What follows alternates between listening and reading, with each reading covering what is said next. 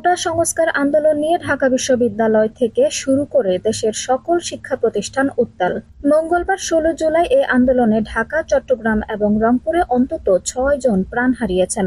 আন্দোলনরত শিক্ষার্থীদের পাশে দাঁড়িয়েছেন জাতীয় ক্রিকেট দলের তারকারা, চেয়েছেন দ্রুত সমস্যার সমাধান। চলমান কোটা সংস্কার আন্দোলন ও একে কেন্দ্র করে ছড়িয়ে পড়া সহিংসতায় হতাহতের ঘটনায় গতকালই শিক্ষার্থীদের পক্ষ নিয়ে রক্তপাত বন্ধের আহ্বান জানিয়েছিলেন জাতীয় দলের 2 তারকা তাওহিদ হৃদয় ও শরীফুল ইসলাম।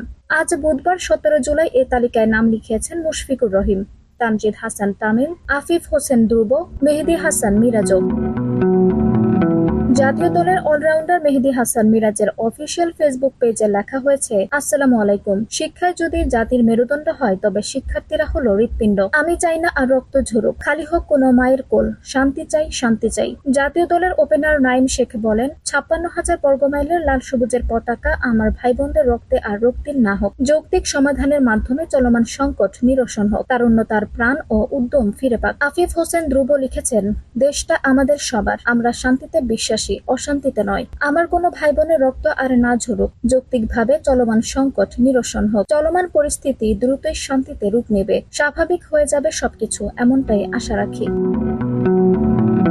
এদিকে জাতীয় দলের তরুণ ওপেনার তানজিদ হাসান তামিম লিখেছেন, টেকনাফ থেকে তেতুলিয়া কোনো রাজপথ আর আমার ভাই বোনের রক্তে রঞ্জিত না হোক। সঠিক পদক্ষেপ ও যৌক্তিকতা বজায় রেখে সবকিছুর সমাধান হোক। এর আগে মুশফিকুর রহিম আজ সকালে লিখেছেন, জাহাঙ্গীরনগর বিশ্ববিদ্যালয়ের একজন ছাত্র হিসেবে আমি আমার ভাই বোনদের উপর আর কোনো সহিংসতা দেখতে চাই না। আমার শিক্ষকরা যারা অতুলনীয় সাহস দেখিয়ে তাদের ছাত্রছাত্রীদের রক্ষা করতে গিয়ে আহত হয়েছেন, তাদের প্রতি অতল শ্রদ্ধা। এটা মেনে নেওয়া কঠিন কোনো ছাত্রের জন্য যে তার শিক্ষক হেনস্থা হয়েছেন, যা খুবই নিন্দনীয় বলে আমি বিশ্বাস করি। যে কোনো উপায়ে হোক এই রক্তপাত বন্ধ হোক, শান্তি আসুক। সংশ্লিষ্টরা সমাধানের শান্তিপূর্ণ রাস্তা বের করবেন, এটাই অনুরোধ। আল্লাহ আমাদের ঠিক পথে পরিচালিত হওয়ার তৌফিক দান করুন, আমিন।